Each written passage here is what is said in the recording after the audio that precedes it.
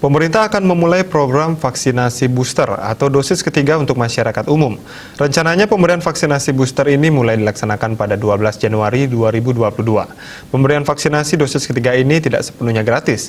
Sasaran vaksinasi dosis ketiga secara gratis adalah lansia dan masyarakat penerima bantuan iuran atau PBI BPJS Kesehatan.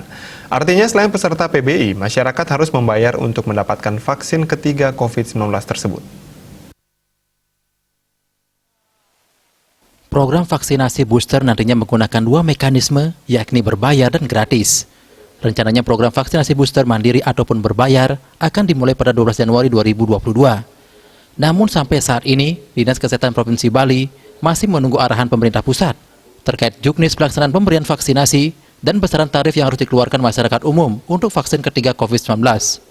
Kepala Dinas Kesehatan Provinsi Bali, Dr. Kedot Suarjaya mengatakan, orang-orang yang berhak menerima vaksinasi booster secara gratis adalah masyarakat penerima bantuan iuran PBI BPJS Kesehatan atau masyarakat yang memiliki kartu Indonesia Sehat KIS. Di luar itu, masyarakat harus membayar untuk mendapatkan vaksin ketiga COVID-19 tersebut. Vaksin booster untuk 18 tahun ke atas selama ini ya. Jadi siapapun yang sudah vaksin kedua boleh ya mendapatkan vaksin ketiga, tapi berbayar gitu, kecuali yang menerima PBI.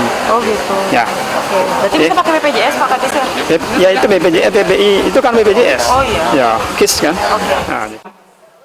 Untuk besaran biaya yang harus dikeluarkan masyarakat untuk mendapatkan vaksin ketiga ini, Menteri Kesehatan RI Budi Gunadi Sadikin sebelumnya memperkirakan biaya vaksin booster di kisaran Rp300.000. Ia menegaskan kembali vaksin booster akan diberikan kepada masyarakat berusia 18 tahun ke atas yang telah mendapatkan vaksinasi dosis kedua dengan jangka waktu lebih dari 6 bulan. Untuk jenis vaksin booster yang diberikan nantinya akan ditentukan.